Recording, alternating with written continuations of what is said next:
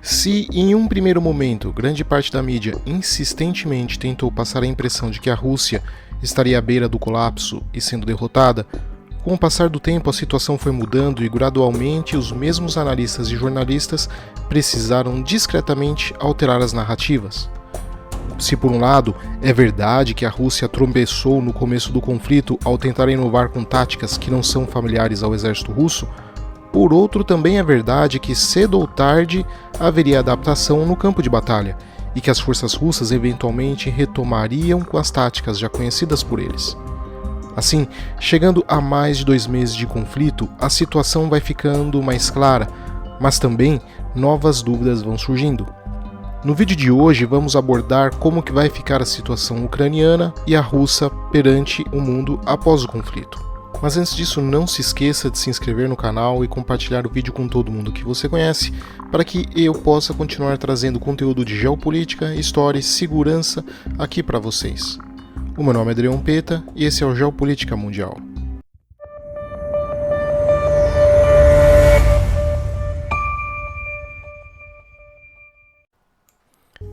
A Rússia e o Putin praticamente já ganharam a guerra.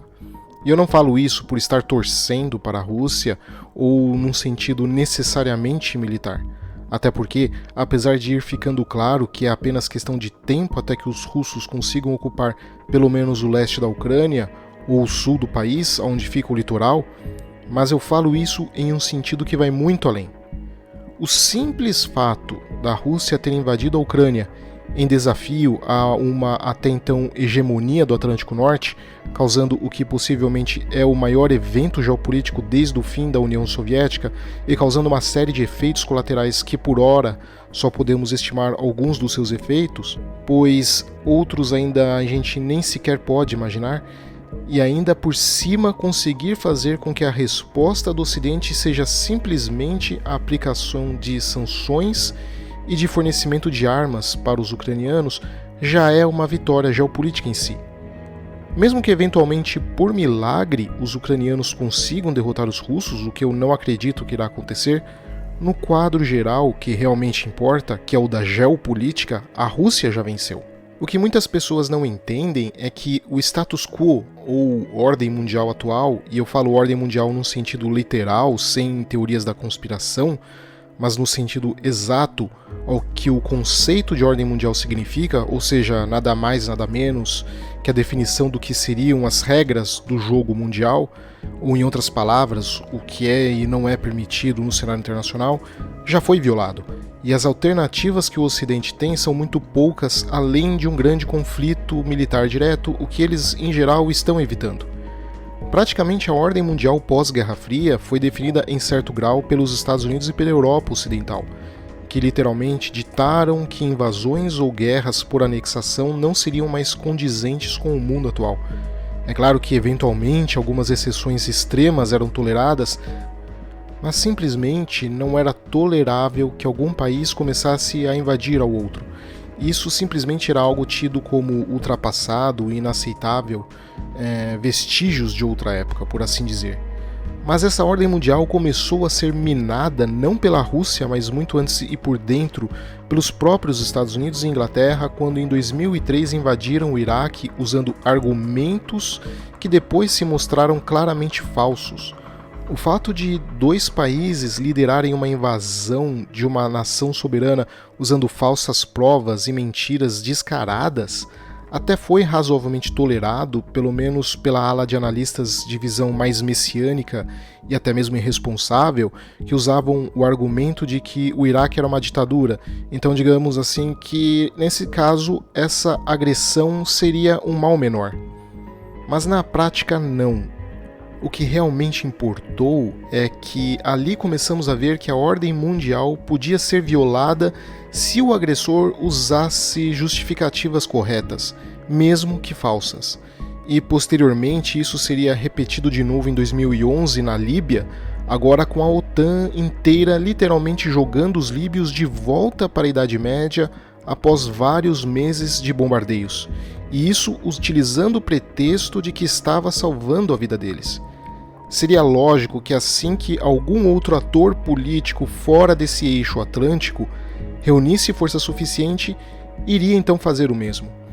Mas, afinal, se outros países puderam fazer isso, ainda que usando provas falsas, por que esse país não poderia? E é exatamente isso que aconteceu agora na Ucrânia. Você não precisa concordar ou discordar, você não precisa nem mesmo gostar ou desgostar. Mas o fato é que os russos se sentiram ameaçados pela presença da OTAN na boca do seu núcleo geopolítico, especialmente conforme a demografia russa vai jogando contra o próprio país, contra o próprio Estado russo. Então não se trata exatamente de algo certo ou errado, ou concordar ou discordar. Se trata de uma questão de qual é a visão da Rússia. E essa era a sensação russa, de que o Ocidente estava cercando os russos. Pode isto ter fundamento ou não, a verdade é que simplesmente essa era a percepção russa e em nenhum momento o Ocidente fez alguma coisa para mostrar de que os russos estariam errados. Conforme a população russa foi envelhecendo e vai diminuindo, a elite de Moscou entende, e até com uma certa boa parcela de razão, de que eles vão estar vulneráveis no futuro. E se eles não lutarem hoje na Ucrânia, daqui a 20 ou 30 anos, eles vão estar lutando dentro da própria Rússia. E esse argumento basicamente foi tudo que os russos precisaram para justificar a sua campanha militar. E o Ocidente não entendeu isso, pelo contrário, viram isso como sinal de fraqueza a ser explorada. Afinal, Estados Unidos e Inglaterra fizeram muito pior por muito menos e saíram impunes. Então, por que os russos, que consideram a sua própria existência em risco, pensaram: por que não vamos fazer o mesmo? Você pode até argumentar que dois errados não fazem um certo e você vai estar certo, mas no cenário internacional, quem tem dentes morde e quem não tem só pode latir. E foi isso que os russos mostraram, que eles ainda têm dentes para morder. E o Ocidente até tem dentes também, mas não pode fazer muito mais do que latir, pelo menos não nesse momento, porque se tentarem morder, sofrerão mais consequências e até mesmo o risco de uma guerra nuclear. E esse é o ponto que eu quero chegar. Tudo o que sabemos sobre as intenções russas é razoavelmente limitado. Sabemos dessa preocupação deles, da OTAN, bem na frente do seu estômago, na parte sul do seu núcleo geopolítico. Sabemos também que eles querem ainda se mostrar como uma potência relevante, que deve ser tratada como igual pelos parceiros na Europa. E agora sabemos com certeza de que eles não estão com pressa, porque sabem que os danos econômicos eventualmente vão pesar na Europa. Mas é isso, não sabemos com certeza mais do que isso. Qualquer outra afirmação além dessas três pode até ser verdade, mas por hora ainda estaria na área da especulação. Historicamente, a Rússia sempre foi uma caixa silenciosa de informações. Pouca coisa vaza dessa caixa e isso alimenta a imaginação de quem está de fora. Especulando, teorizando e imaginando, sempre foi assim. Basta lembrarmos da crise cubana dos mísseis em 1962, o que é o oposto, por exemplo, dos Estados Unidos, que seriam uma caixa ruidosa, barulhenta e confusa. Muita coisa vaza e por isso até mesmo confunde. São muitas vozes de muitos grupos políticos, o que às vezes faz ficar difícil filtrar o que é verdade ou não, porque é uma nação politicamente mais caótica, em oposto à Rússia, que é essa caixa silenciosa. Mas, voltando à Rússia e ao tema, quando eu digo que ela já ganhou, é que, independente dos resultados militares, a verdade é que essa ordem mundial determinada pelos países do Atlântico foi desafiada. Algo que seria impensável há 10 ou 15 ou 20 anos atrás, por exemplo. O simples fato da Rússia ter decidido enfrentar essa pressão e o Ocidente não poder agir muito além das sanções é em si já a derrota dessa imagem ocidental e possivelmente o fim da Ucrânia como Estado nacional. A Ucrânia sempre foi um território que foi tido como vital para Moscou, e apesar da estrutura de comando militar ucraniano ter na prática já deixado de existir, eles até que estão se saindo bem no contexto geral de lutas em guerrilha. É claro que sem o enorme apoio material do Ocidente, a Ucrânia possivelmente já teria caído, mas mesmo assim eles seguem resistindo, embora tirando o romantismo midiático que adora idolatrar e romantizar grupos de resistência, eles não poderão ir muito além do que já foram. Tecnicamente, eles estão no seu limite, enquanto a Rússia não. Ela ainda pode dispor de muito mais homens e materiais, ela ainda pode prolongar a guerra por muito mais tempo. Aliás, até tudo indica que é isso que ela quer. Mas não acaba por aí. A Rússia vai se assegurar de que a Ucrânia não seja facilmente recuperada e nem que uma paz que se volte contra a Rússia no futuro seja atingida, e ela vai jogar esse preço para os europeus, por terem participado da violação do acordo de garantir que a OTAN não iria se expandir para o Oriente. A Ucrânia, em muitos aspectos, é similar ao centro-oeste brasileiro ou o centro-oeste norte-americano, mais especificamente com o dos Estados Unidos, devido a um grande rio passando por sua área mais produtiva, tal como no Brasil seria o Rio Paraná, por exemplo, mas mais parecido mesmo com os Estados Unidos, onde seria o Rio Mississippi, vastamente navegável, que permite que os estados produtores de grãos e soja possam exportar a sua produção a um baixo custo para New Orleans e Golfo do México e então para o mundo. Aqui, no caso ucraniano, esse papel seria do rio Dnipro, que serve a esse mesmo propósito, interconectando uma parte do noroeste da Rússia, Bielorrússia e interior ucraniano para ser então despachado para mares abertos através de Odessa, no sudoeste do país. E isso é importante porque a Rússia tem dificuldades de vender qualquer excesso de produção, porque é difícil tirá-lo do interior russo, e todo acesso a esse tipo de portão de entrada geopolítico para o comércio global é importante para a Rússia. Além disso, a Ucrânia é a terra mais produtiva dentro da esfera de influência russa. Eles têm enormes excedentes agrícolas, ou pelo menos tinham, com boas reservas de metais, carvão e outros produtos químicos, e tudo isso pode ser facilmente escoado para o mercado global através do Mar Negro, o que faz chegarmos no ponto da prioridade não só militar russa, mas também econômica. Nessa nova fase militar russa, os alvos estratégicos russos não são só os alvos militares, mas também a infraestrutura civil e econômica, porque sem uma infraestrutura, uma sociedade industrializada e moderna não pode existir. Além disso, depois de Mariupol, formando uma ponte terrestre entre a Crimeia e as áreas separatistas, eles vão tentar voltar para Mykolaiv e então para Odessa, que é a grande capital comercial do país.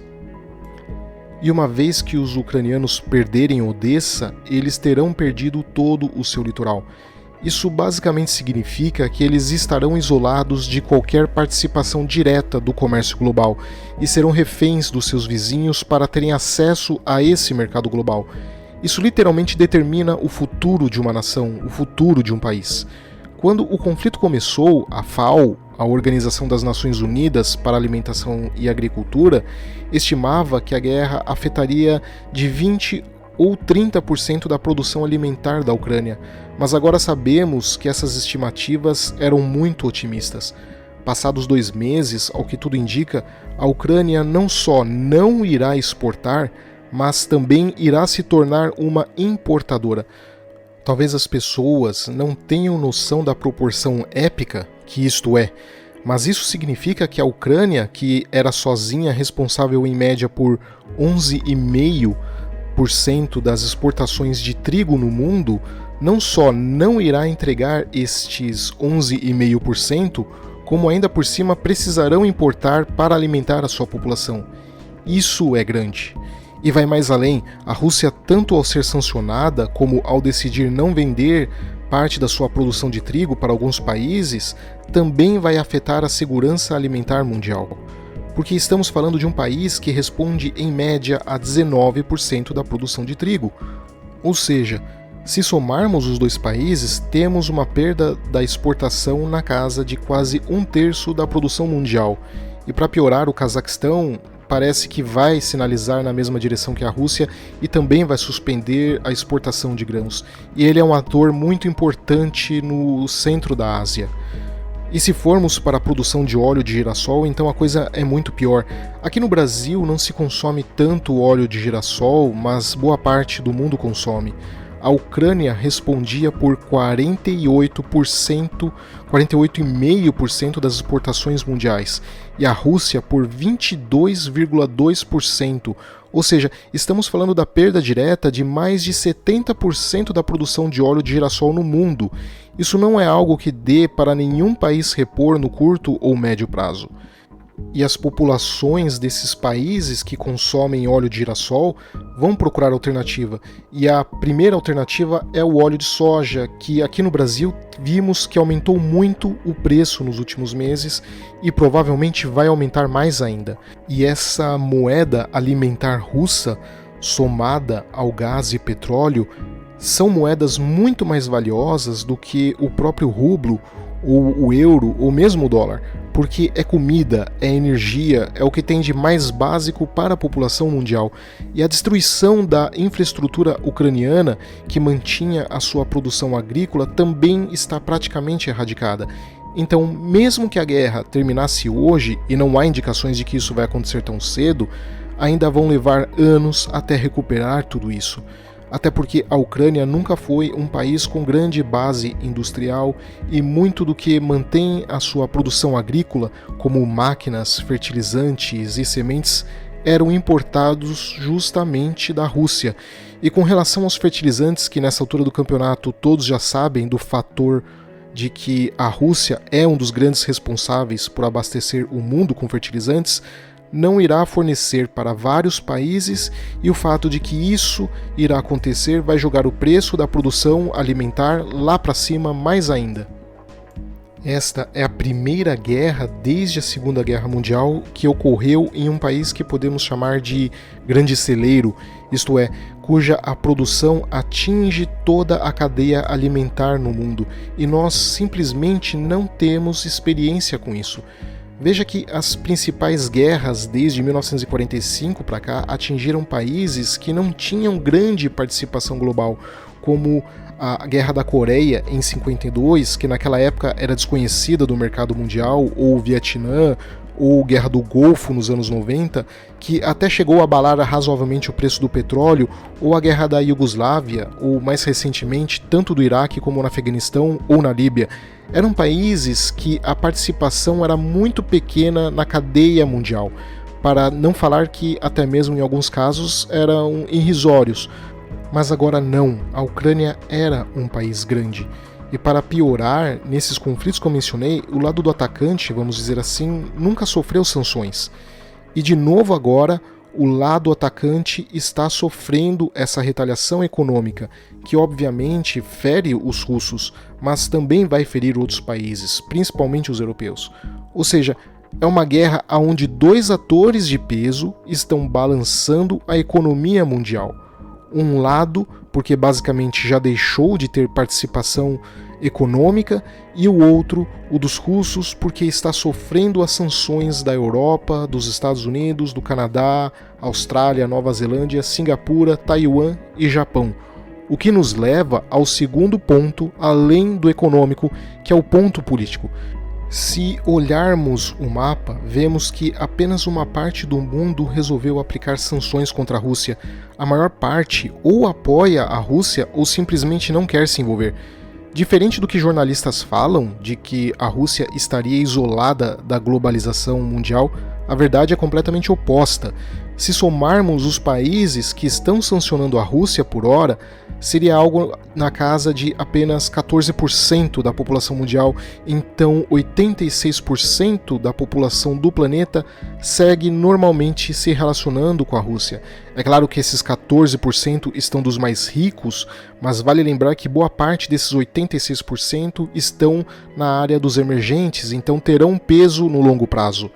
E isso é uma outra derrota pesada para a credibilidade dos Estados Unidos.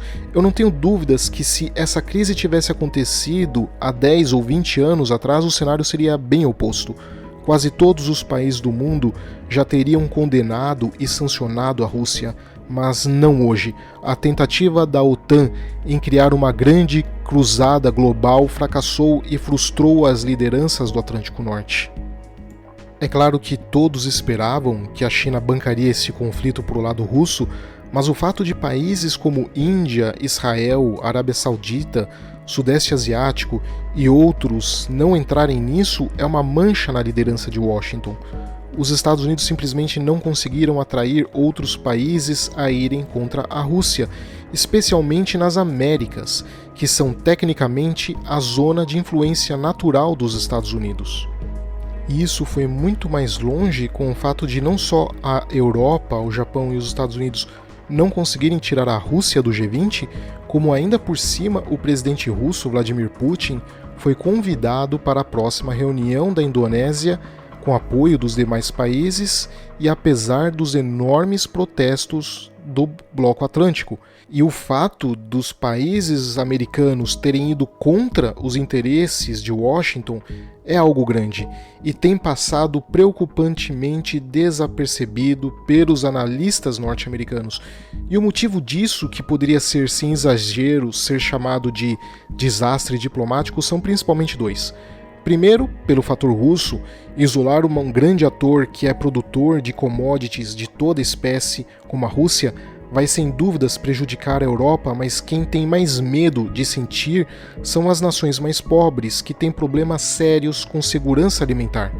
O fato de alguns países, como a Lituânia ou a Finlândia, condicionar a exportação de vacinas para países miseráveis e dependentes dos alimentos russos, como o Bangladesh, por exemplo, em troca deles pararem de comercializar com a Rússia, é apenas mais um incentivo contra o Ocidente. Basicamente, alguns desses países fizeram com que ou esses países pobres escolhessem comida ou escolhessem vacina. Isso não é tolerável, especialmente para a Europa, que se posiciona como sendo a líder da moralidade humana mundial. O segundo fator se dá pelo fator ocidental, em especial dos Estados Unidos. A tentativa de tirar a Rússia do mercado global, simplesmente sequestrando investimentos russos no exterior e tirando a Rússia do SWIFT, deixou vários países em pânico. Porque isso basicamente significa que se amanhã o seu país se indispor com os Estados Unidos, basta uma assinatura presidencial e seu país perde todo o investimento no exterior e se torna um pária no mercado global. E de novo, você pode até concordar ou justificar as ações dos Estados Unidos, mas em geopolítica o que está em jogo não é a moralidade, não é isso que determina o comportamento dos Estados, mas sim a reação que os países terão a cada ação realizada por outro país. E ao fazer isso, vários países começaram a imaginar uma alternativa aos Estados Unidos, uma alternativa ao padrão financeiro estabelecido por Washington. Porque se eles fazem isso com uma das 10 maiores economias, qualquer um que seja mais fraco simplesmente não tem qualquer chance. E a grande alternativa na manutenção da neutralidade do mercado global, que tem aparecido e dado garantias da imparcialidade do comércio, é justamente a China.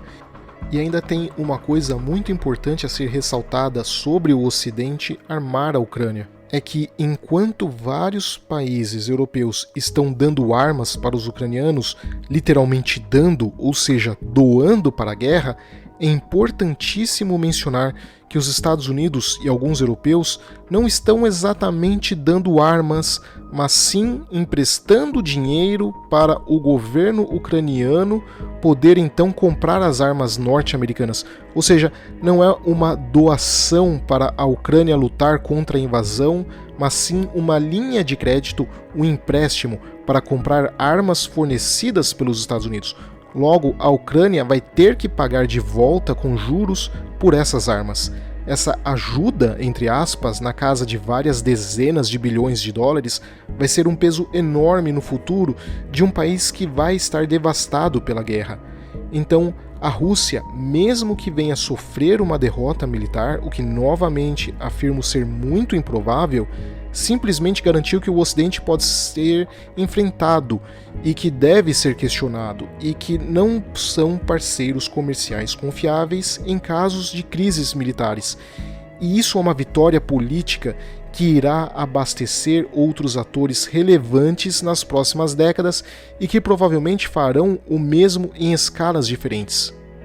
É claro que, por outro lado, justamente para demonstrar que não estão fracos, a OTAN acabe agindo com mais força e sendo até mais agressiva no cenário internacional, mas de qualquer jeito, neste caso, vai alimentar ainda mais a narrativa contra esse bloco atlântico. Por fim, outro fator sem precedentes desde a Segunda Guerra Mundial nesse conflito é o fator da crise humana. A Ucrânia, em 60 dias de conflito, perdeu mais de 5 milhões de pessoas que fugiram para outros países, ou, em outras palavras, em 2 meses, perderam 11% da sua população. E só estamos falando dos refugiados, nem há ainda uma contabilização séria no número de mortos. Essa é a maior movimentação humana causada por uma guerra na Europa desde a Segunda Guerra Mundial. E esses números provavelmente irão aumentar. Os otimistas apontam algo na casa de 6 milhões de pessoas. Eu particularmente não ficaria surpreso se chegar a alguma coisa entre 7 a 10 milhões de refugiados. Basicamente, os europeus terão que lidar com essa enorme massa humana que precisa ser alimentada, abrigada, medicada e vestida num momento após a crise do Covid iniciado em janeiro de 2020, junto com uma enorme crise alimentar global e com uma crise energética regional. E de novo, mesmo que a Rússia sofresse uma improvável derrota militar, essa crise humana terá que ser administrada pela Europa e não pela Rússia. Em geral, ao falarmos agora da Ucrânia, estamos então falando de um país cuja a infraestrutura foi devastada, que está lotada de armas, inclusive armas avançadas, por grupos guerrilheiros que não possuem um comando central, que não terá acesso direto ao comércio global por ter perdido o acesso aos mares e que terá perdido bem mais do que 10% da sua população e ainda estará endividada. Basicamente, o que sobrar do país que hoje se chama Ucrânia será outra coisa, que ainda é difícil dizer o que é, mas a Ucrânia, em um sentido pura e unicamente técnico, já deixou de existir. Só que ainda há mais fatores que me preocupam muito, em especial porque essa crise humana, alimentar e energética podem acabar elegendo outras bolas da vez em seguida, países que poderão vir a ter problemas justamente com esse eixo de Estados Unidos e Europa, e entre eles eu colocaria Indonésia, Turquia e Brasil, no intervalo de 10 a 20 anos. Mas aí já é um assunto para outro vídeo. Obrigado a todos, não se esqueçam de se inscrever no canal e compartilhar o vídeo com todo mundo que você conhece para ajudar o canal a crescer. Abraços e até a próxima.